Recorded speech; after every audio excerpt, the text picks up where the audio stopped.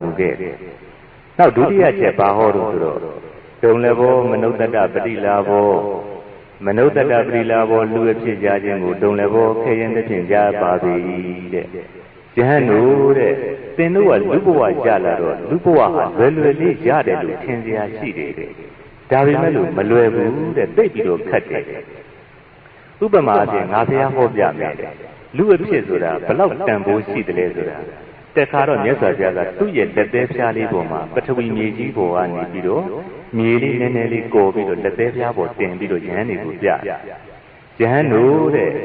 ငါဘုရားခုလက်သေးဖြားပေါ်မှာတင်ထားတဲ့မြေမှုန့်တွေကိုသင်တို့မြင်ကြသလားဆိုတော့မှန်မှမြင်ပါတယ်ဘုရားလို့ယဟန်တွေကကြောက်တော့မြတ်စွာဘုရားဆက်ပြီးတော့ယဟန်တို့တဲ့ငါဘုရားလက်သေးဖြားပေါ်မှာတင်ထားတဲ့ဟောဒီမြေမှုန့်နဲ့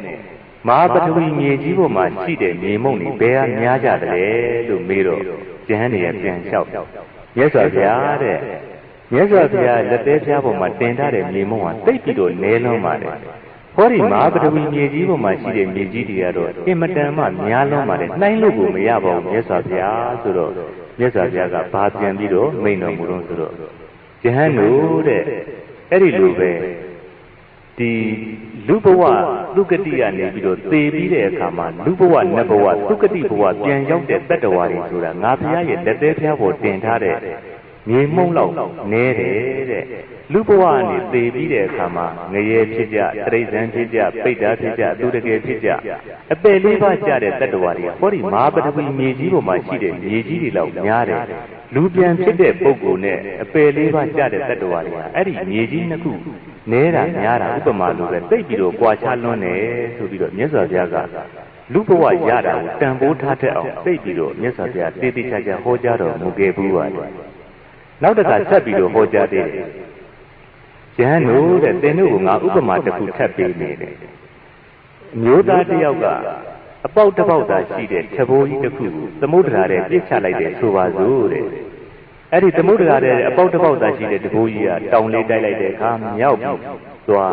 မြောက်လေးတိုက်လိုက်တဲ့အခါတောင်လွင့်သွားအရှိလေးတိုက်ရင်အနောက်လေးတိုက်ရင်အရှိဒီလိုပဲသမုဒ္ဒရာထဲမှာအရက်လေးမျက်နှာလျှောက်ပြီးတော့မျောနေတယ်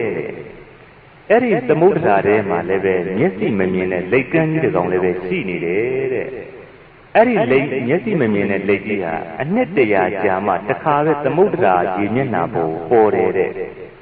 အဲ့ဒီလိုအနှစ်တရာကြာမှတစ်ခါပေါ်တဲ့အခါမှာအဲ့ဒီလိတ်ကန်းကြီးရဲ့ခေါင်းနဲ့လယ်ဘဲနဲ့အပေါက်တစ်ပေါက်သာရှိတဲ့ညှိုးနေတဲ့တဘိုးတုံးကြီးဟာအဲ့ဒီတဘိုးတုံးကြီးရဲ့အပေါက်ကိုသွားပြီးတော့စွန့်မိတာဟာလွယ်ကူသလားမလွယ်ကူဘူးလားဆိုတော့ယဟန်တွေကမြတ်စွာဘုရားတဲ့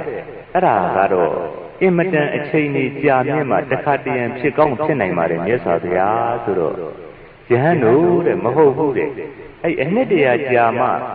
ရေမြေသမုဒ္ဒရာရေမျက်နှာပေါ်မှာပေါ်လာတဲ့လိတ်ကန်းကြီးရဲ့ခေါင်းနဲ့လယ်ဘင်းနဲ့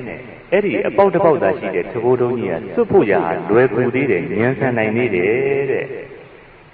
လူပူတွေဟာလောကမှာအပေပုံတိဋ္ဌံပုံတွေငရဲတိဋ္ဌံပိဋ္ဌာသူတကယ်ရောက်သွားပြီဆိုလို့ရှိရင်လူပြည်ပြန်ဖြစ်ဖို့ဆိုတာအဲ့ဒီလိတ်ကန်းကြီးရဲ့ခေါင်းဟာလယ်ဘင်းဟာလေတဘိုးကိုသွားပြီးတော့အပေါက်တစ်ပေါက်သာရှိတဲ့တဘိုးကိုစွတ်ရတာကမှလွယ်ကူအောင်မယ်တဲ့အပင်ရောက်သွားလို့ရှိရင်လူပြန်ဖြစ်ဖို့ဆိုတာသိခဲရင်းနေတယ်မြတ်စွာဘုရားကအကြောင်းပြတယ်ဘာဖြစ်လို့လို့ဆိုတော့တဲ့နာယေတာဘေကဝေအထိသမစရိယာဓမ္မစရိယာကုသလစရိယာပုံညာစရိယာတဲ့ဘာဖြစ်လို့လို့ဆိုတော့အဲ့ဒီတိရစ္ဆာန်လောကပိဋ္ဌာလောကငရဲလောကသူတကယ်လောကဆိုတဲ့အပယ်လောကသားတွေဟာဘာဖြစ်ကြတော့ဆိုတော့ဓမ္မစရိယသူတို့မှာမျှတမှုတရားဆိုတာမရှိဘူးတဲ့သမစရိယတယောက်နဲ့တယောက်ညီညီညံ့ကျင့်မယ်